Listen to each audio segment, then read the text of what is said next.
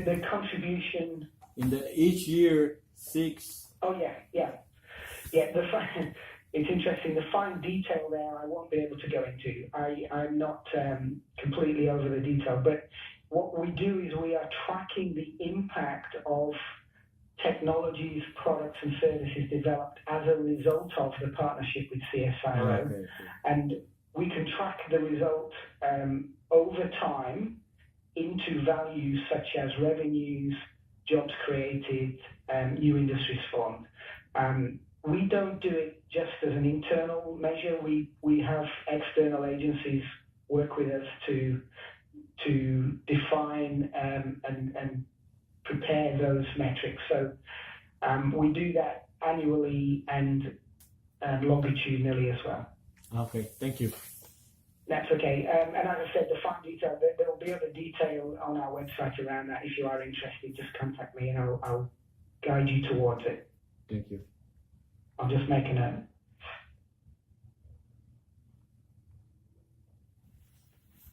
Yeah. I mean, I guess the key principle here is that the value, the return on the investment for a country and for a government is multiple fold. So it's 1 to 5 or even higher in some circumstances. Okay. And we are a large organization. We have a very strong view around intellectual property and how we might protect that. We are also interested in starting companies where they're appropriate. So as a mechanism to get impact on society, sometimes a startup is the way to do that, and we're quite comfortable with that. We work very closely with our industry partners to make sure that we get the intellectual property into their hands. So an example being licensing, and we are constantly looking for partners to take our existing IP and really put it to use. So what we're very aware of, and we have a lot of work on impact frameworks, we're very aware that the impact happens with partners and with end users in mind. And I'll refer more to that when I talk a little bit about our own innovation programs. A couple of examples here that you may have heard of. Certainly you would have all heard of Wi-Fi. And that's a story of, some great science plus some interesting insights into what was going on has led to Wi-Fi, particular aspects of Wi-Fi being developed to use worldwide. Polymer banknotes, you may well know, if you look at the Australian banknotes, they're polymer. They have now been licensed to multiple countries worldwide. And you can see there are a couple of others there with fairly big impacts. And we are 100 years old, and we've got a long history of working with organizations to recognize innovation opportunities and working with them to develop new products and services.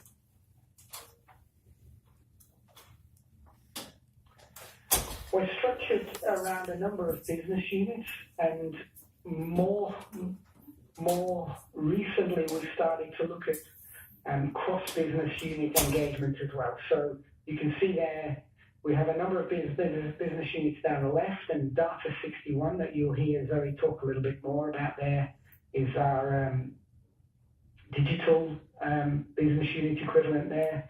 And I know Zoe will go into a little bit more detail there. We also look after some of the national astronomy and space science facilities, such as some of the larger telescopes. We look after an exploration and research vessel as well, and we store some of the large research collections for Australia on behalf of the government and on behalf of Australia. And I just wanted to highlight next a couple of interesting features of CSIRO that start to play a role in the innovation space in particular that may well be of interest to you as a group. I'll begin with one we call CSIRO Futures. CSIRO Futures is a small team that operates, as if it was a strategic consulting or advisory service, and it provides a service to our industry partners and government and internally to CSIRO about how can we look at the future? What are the trends facing the world? And how can we start to think about where should we focus our innovation efforts in order to then be successful and create impact? So if you are interested in this whole space, Futures have produced a number of reports looking at industry sectors. They're all available for free on our website. I'm happy to send a link if anybody is interested. Yes, thanks. Yeah, and I've just made a note there to send the link. And from an innovation perspective, this becomes very interesting because we can look at an industry future, we can look at a company future, or we can look at a state or country level view of the world in the future. And that therefore leads to innovation opportunities being identified that could lead to new products or services being developed. So we see this as a really important component in helping our partner organizations innovate and helping create those relationships between our company partners and our industry partners and the research community more broadly. So we're doing some strategic work with multinationals, for example, where we help them define the innovation challenges, and then we work with them to find the right people across the country, the right researchers that need to come together to start to solve some of these problems. And it's an important first step in an innovation journey. And I need to say, it's not the only way we engage with companies in the first stage, but this is becoming quite an important one where we look at what we might call Horizon 2, Horizon 3 innovation. So that more disruptive innovation and future looking innovation.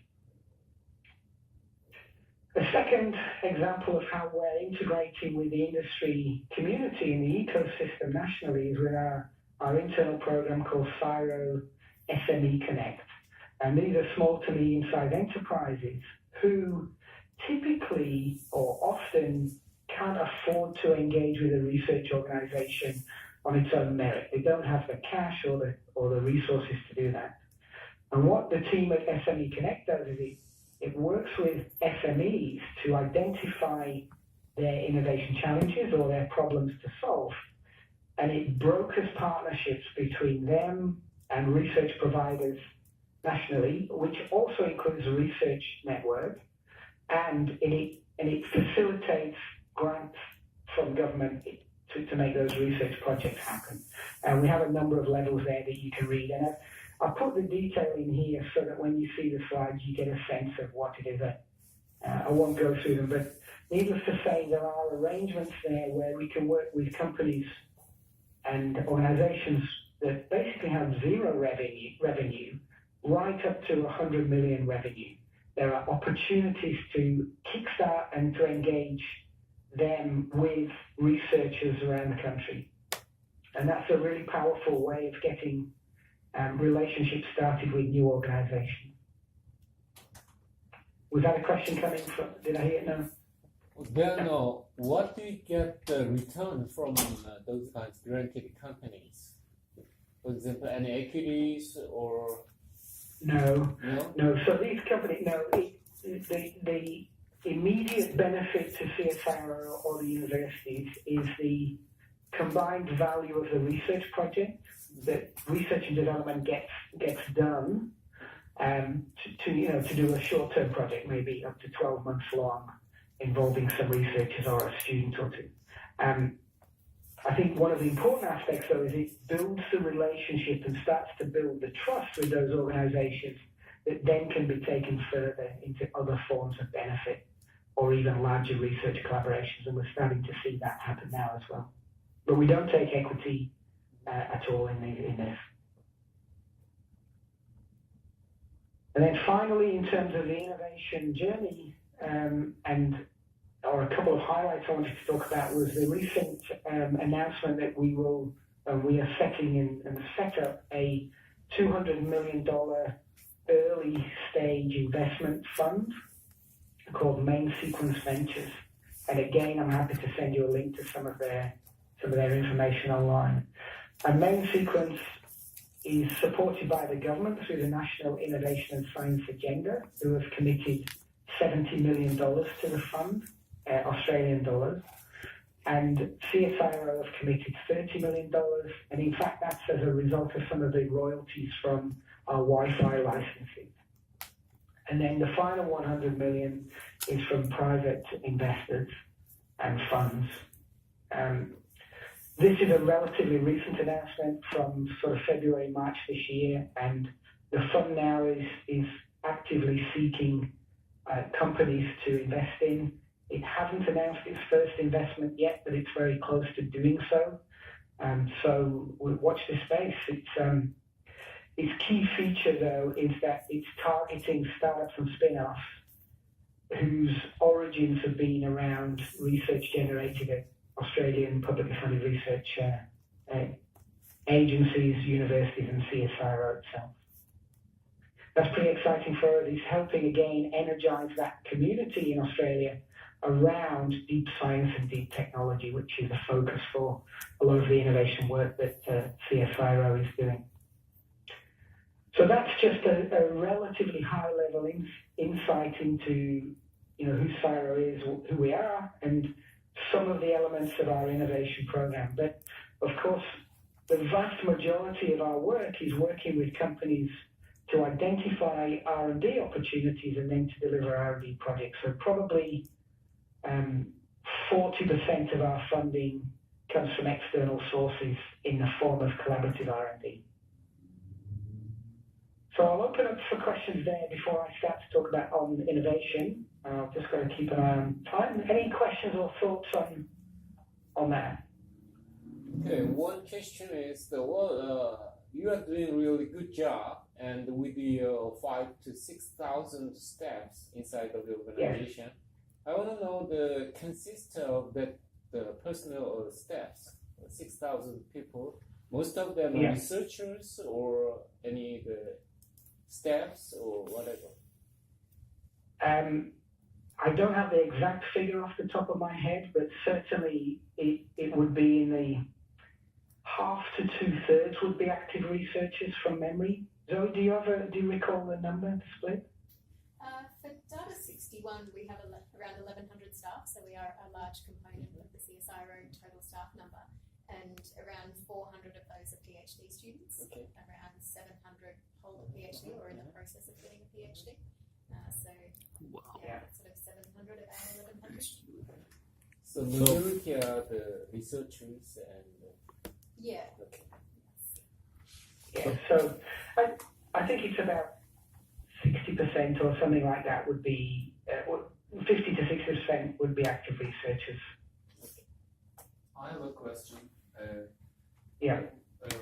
What is your model of collaboration with the private sector? So do they give cash upon a framework agreement, or do they fund PhD students? And then how do you make the share of IPR with the private sector? Yeah, I think I suspect Zoe might talk a little bit further around this, particularly with reference to Data 61. But there'll be a wide range of options of partnering, and there'll be a wide range of negotiations around IP ownership as well. In the majority of cases, I suspect that because it's a genuine partnership with both parties bringing background IP to projects and then generating project IP together, there'd be commercialization agreements in place in how to deal with that IP moving forward. So it's not a straight answer that we own IP, we license it. There'll be different relationships depending on the nature of the partnership. And yes, we would have the opportunity for PhD students to also take part, particularly in partnerships with university projects where we've partnered with a university. We've just recently launched an industrial PhD program where PhD students are being invited to work with CSIRO from universities on a very special kind of PhD with industry. That's a very, very new program, only launched probably a week ago. And the details of that I don't have in my head. So again, I can direct you to that.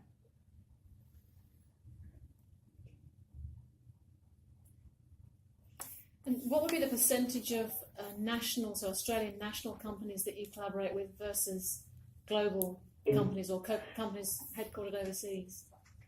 Yeah, it's a very good question, Sarah. I don't have that figure to hand directly either. I think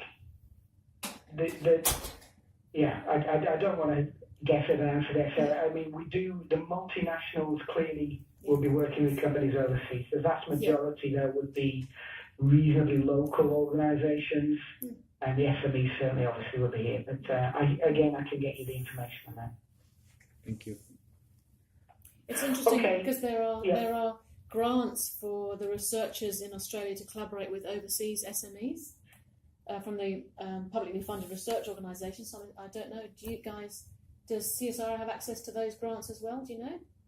So the universities I don't know. Yeah, that's right. Yeah, they could well do, but I don't know. I'll follow up with you on that one.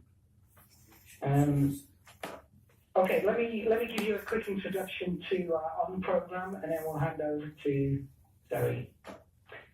So ON is a SciTech accelerator, and accelerator that works with publicly funded SciTech research teams. So science and technology origins, but at the research team level. So this is about helping take our research and really accelerate that research through to impact in whatever form that impact needs to take.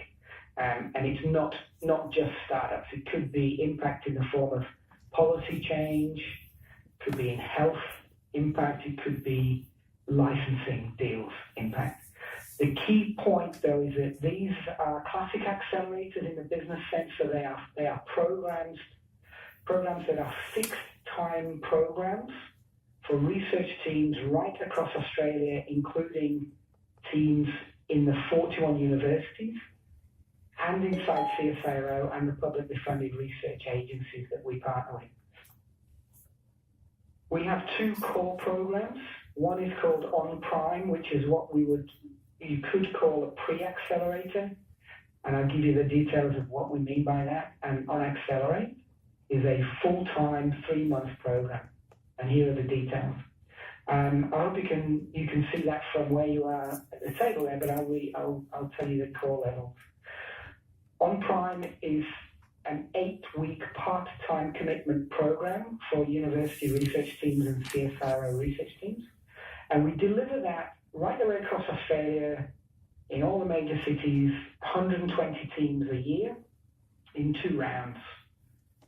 And its purpose really is to validate that there's a potential end user for your research outputs. It's really to prove that somebody can benefit from your research outputs. And this is the lean innovation approach, and you could call it the lean startup approach. It's problem, proposition fit, or problem, solution fit. On Accelerate, on the other hand, is a 12-week full-time commitment program. So we need the teams to commit to full-time for 3 months, and we take 10 teams a year for that. And this really is about validating that there's a product market fit and that we can have a business model designed and validated that has got the potential to be successful, and it's often likely that that could become a startup. So we launched this 2 years ago. We've now had over 120 teams through the programs. Just this last few days, we've announced 72 new teams coming into our On Prime program, which will begin the 8-week program in mid-September. And what's really interesting is that this is now starting to have a knock-on effect in terms of the culture change inside the organizations where these teams are going back to. So not only do we help accelerate the research to impact and validate it, but we also give the participants an experience around an entrepreneurial mindset. You're giving them the ability to think differently about their world and think very carefully about where do their ideas fit in the world and how can they engage with people to drive impact. So we have now had probably 500 or 600 people through the program in the last 18 months, and we're really starting to track the impact right through on the projects themselves. Some of them forming companies. I think we've had 8 or 9 companies now formed post-program. We've had approximately $15 million of money committed to those companies and other research teams to help them continue on their journey towards impact. And what we are doing, it's such an early program, we are building some longitudinal research into this to track these people and teams right through for the next few years. And we're hoping to be able to demonstrate a major impact on Australia through the program. Steve, can I just jump in a second and say absolutely? Yeah. So at Newcastle University, it's only 50 years old. And that 50 years, there's about 6 or 7 spin-outs. In the last 9 months, we now have a pipeline of 8 or 9. And quite a number of them have been through your on-prime and your on-accelerate, and we've got 7 that are going through your on-prime starting in a few weeks' time. Absolutely, and it's thank you so much, Eric. It's good validation that we're finding people are enjoying the program, they're getting a lot of value, and we're bringing the power and the networks of CSIRO to bear here to help these teams. I'm conscious of time, so I'll move through quickly on some of the aspects of how we deliver the program, which might be relevant, or at least to the success of the program. One of the key things we did was we recognized that there are some lean innovation experts across Australia that we could work with.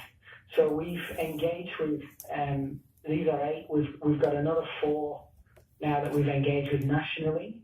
And these are all trained up in lean innovation programs and lean startup methodologies. So we bring them into our programs, and as Sarah pointed out, we deliver prime program across 8 cities in parallel. So logistically, it's quite interesting for us, but very valuable. We've also, in the last 18 months, built a very significant network of mentors. And these are people that have all had experience taking research to market, so either through startups or out of universities or out of companies, and working out how best to get that research put to use to create impact. And we're very proud of this network, and we train our mentors as well in the design and the style and the tools that we are helping our teams with. And finally, a very, very important part of our success here is the relationships with the university network across Australia. We have 41 universities in Australia, Australian universities, and on as a program now has 29 formal partnerships with these universities. And that's really important because, as Sarah said, this is about finding the right teams at the right point in time with the right motivation to want to come and join the program. And then, more importantly, when they've been through the program, working with those teams to continue them on the journey towards impact. So we're very grateful of the support we get from the universities.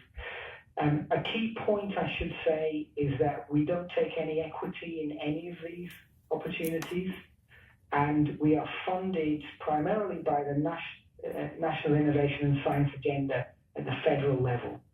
So that gives us the opportunity to build a great program, but without having to take equity or ownership.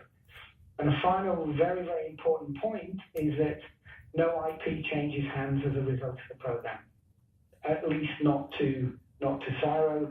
IP, obviously, through licensing in successful deals could change that. I'm going to leave it there, and then if anyone has any questions around that, and then we'll hand over to Zoe.